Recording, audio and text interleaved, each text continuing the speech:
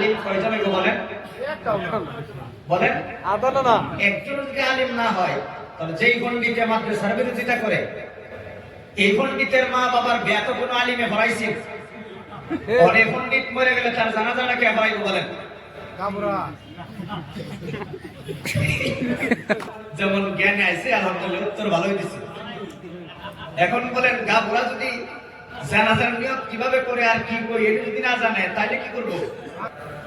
তার বিয়া কোন আলিমে ভরাইছে, এখন তার ছেলে মেয়ে যে জুগাইল্লা হয়েছে ওখানে ছেলে মেয়ের বিয়া আলিম না থাকলে ভরাইব কে? কেউ থাকতো না, কেউ ভরাইবার মানুষ থাকতো না। এখন বলেন মানুষ পড়াইতে বিয়া পড়ানির মানুষ না থাকলে এই যে তারা যে দুইজনের সম্পর্ক করব এটা কি মানুষের মতন না কুকুর কুকুরের মতন? কুত্তার মতন, কুত্তার মতন কিনা? তাহলে মাদ্রাসা বন্ধ করা, বাকি মানুষের কথা বাদই দিলাম, তার ছেলে মেয়ে কুকুর আর কুকুর নির্ভর যায় পৌঁছাইয়া দিব না নাই করি দিব দিব, এটা একটা কথা। দুই নম্বর কথা, সে মারা গেলে তো তার আলিম না থাকলে তো জানাজা হইতো না, কবরস্থানে তারা কেউ কবরও দিত না, কাফন দাফনও করাইতো না, গোসলও দিত না। কথা ঠিক না ঠিক? আমার মুরব্বীরা উত্তর দেন, আগে যে আপনারা বলদ দইয়া বন্ধের মধ্যে নিয়ে হাল বাইছেন, সেই জায়গায় যদি একটা বলদ মরে যেত এই বলদের জানাজা দিতেন আপনারা? তাহলে এই বলদের জানাজা নাই, মাদ্রাসা বন্ধ হইলে আলিম না থাকলে এই বলদের জানাজা নাই। কথা ঠিক না? সেই বলদের কি গুরুস্থান নিয়ে কাফন দাফন করিয়া কবর দিছেন কি?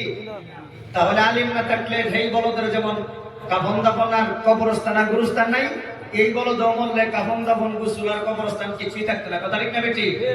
কখন কোন হেই বলদে আর এই বলদে কোনো পার্থক্য আসেনি? কেটা কাছে পার্থক্য নাই? দুইটা আছে। এক নম্বর পার্থক্য হইল ওই বন্ধের বলদের 60 ঠিকা বলদ আর এটা হইল 2 ঠিকা বলদ, এটা একটা পার্থক্য।